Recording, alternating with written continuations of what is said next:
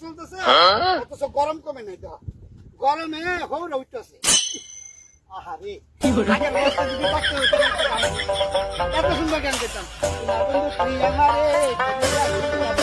লা লা লা লা লা লা লা লা লা লা লা মুতে ধরছে এই সুযোগে একটু মুখটা লই পরে যাতা কম মনে আরে বয়স যে কইতে জায়গা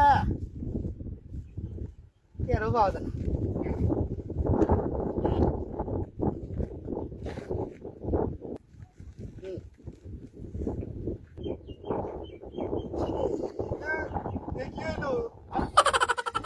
কি করলাম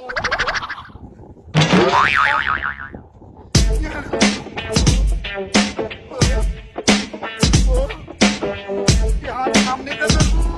তো পিছনে করবো না সামনে করবো হাই হাই রে কেউ যদি দেখে বলা রে কি বিপদে করে এই যাবো রে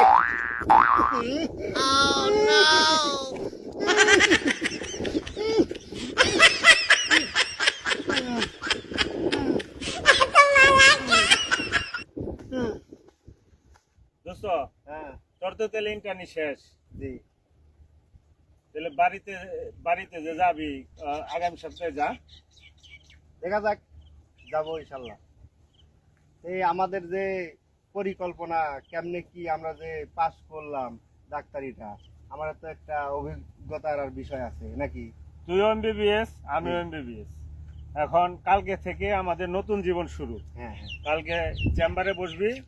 একদিন তো ইন্টারনি করলামই তাহলে আমরা এখন সামনে আগাই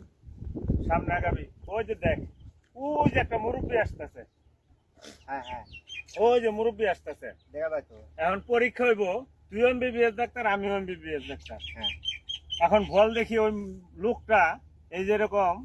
এই ল্যাংড়াইতে আসতেছে মানে পেটে হাত দেয় পাশে হাত দেয় এর সমস্যাটা কি কর মানে তুই ধারণা কর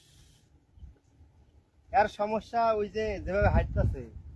আর এটা জন্মের পর থেকে এরকম মানে তুই কইতেছ জন্ম দোষ মানে জন্ম মানে বিকলাঙ্গ বা প্রতিবন্ধী এই ধরনের কিছু